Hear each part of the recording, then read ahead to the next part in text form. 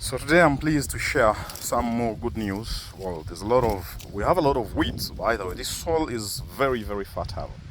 Anything that you plant here simply grows. Every seed you throw here simply grows.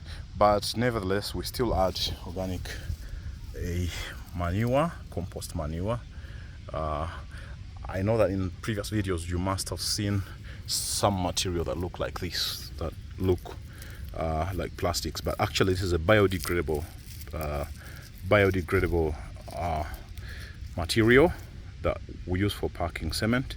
When we had just planted our coffee at a very tender age, we used this material to save us from the drought that was so intense.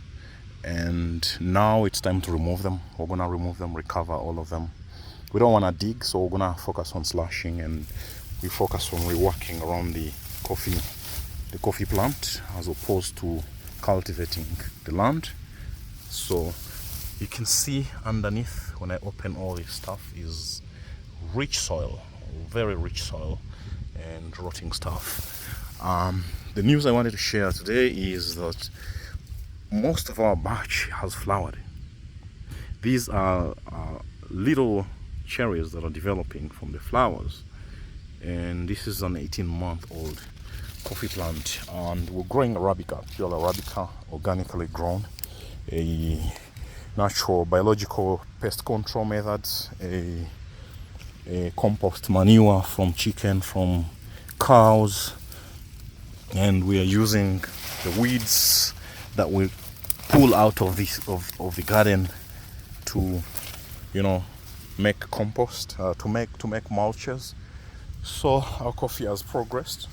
We have doubled the teams on the farm now, and they're doing a lot of work taking care of each plant separately.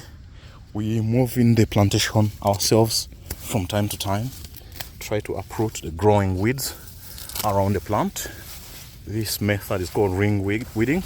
I'm not using any tool at the moment, but I'm supposed to use little cultivation tools or weeding tools to try and kill this and try to get some of this that I'm pulling to put around the coffee plant.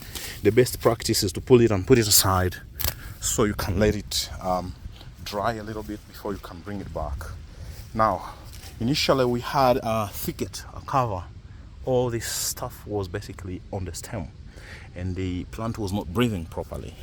And as the rains intensified, we started to pull these debris aside, and we tried to leave the stem as open as possible for it to breathe. And also during the rains, a lot of insects breed from here, from underneath the stem where there's a thicket of mulches. So we try to pull them away from the stem, and we pull them aside, such that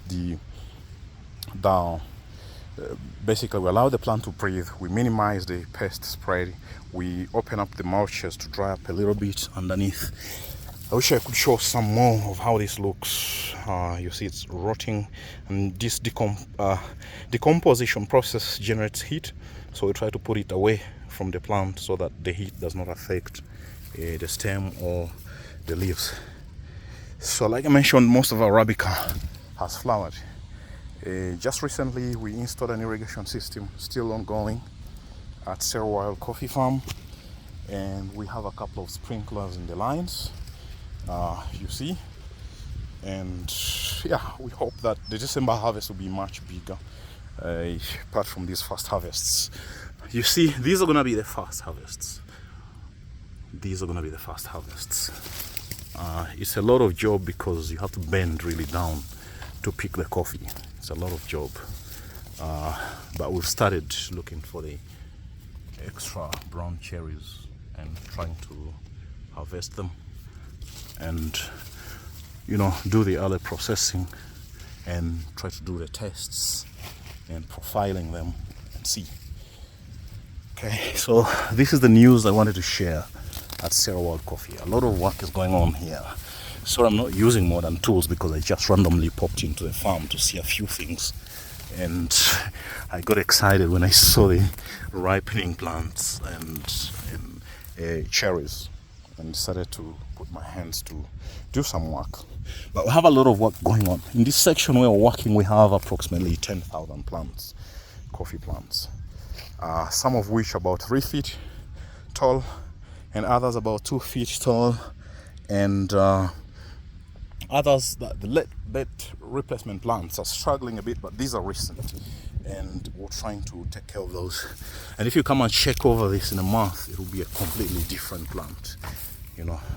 So that's how we take care of our coffee here at Sarah Wild Coffee. It's a very intense job to bring up a coffee plant in a very organic way, a environmentally friendly way, but we're committed to doing this because we have a vision to produce and change the tastes and, you know, generate the best tastes for the world. And so you need to stay checking on us from time to time and see how we progress. We appreciate, and we'll keep you posted on how we progress. We'll give you the good news about our little coffee cherries that are popping up, flowering, or emerging, greening, ripening. We'll keep you posted on that here at Sarah Wild Coffee in the eastern district of Kapchorwa in Uganda. Our annex farm is located in Bulambuli in what used to be Mbale district, but all this grows on the foothills of Mountain Elgon. You see, our soils are rocky, dark. The upper side of Bulago, where we're growing the other annex farms, the soils are red but very rich in nutrients, deep volcanic soils. The grass here grows so fast. We don't apply any fertilizers, but the grass grows super fast. And our farm is exciting.